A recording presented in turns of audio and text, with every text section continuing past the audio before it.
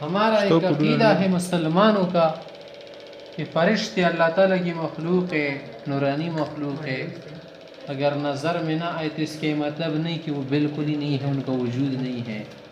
فرشتوں کا وجود ہے. بعض چیزوں کا نظر نہ آنا تو اس کے معدوم ہونے کی دلیل نہیں ہے. ویسے تو بدن میں شوگر ہے لیکن نظر نہیں آتا، لوہا ہے نظر نہیں آتا، بہت کچھ ہے نظر نہیں آتا.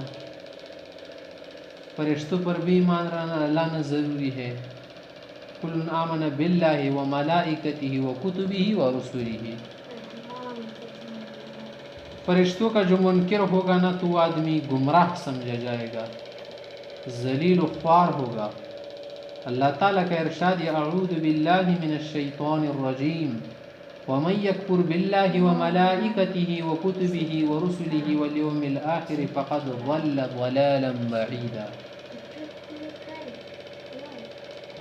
فرشتوں کی صفات کیا ہے؟ فرشتوں کی صفات ہے کہ ان کے بچے نہیں ہوتے، ان کی اولاد نہیں ہوتی، تناسل کا سلسلہ نہیں ہوتا، نر اور مادے سے پاک، ان میں مذکر مؤنث نہیں ہے. صحیح یہ عقیدہ رکھنا ضروری ہے.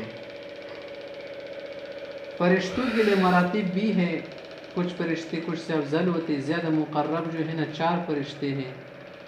جبریل علیہ السلام طاقتور فرشتہ ہے، نبیوں کے پاس وہی لاتے تھے نا، تو یہ کیا ہے مقرب فرشتے. اس طرح اسرافیل علیہ السلام، عزرائیل علیہ السلام وغیرہ سب.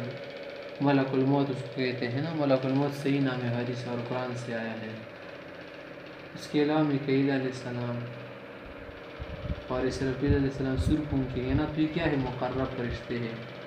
ان کے علاوہ اور بھی فرشتے ہیں. فرشتوں کی تعداد کیا ہے؟ تو تعداد معلوم کرنے کی کوئی ضرورت ہے ہی نہیں، بس نفس ایمان رکھنا ضروری ہے.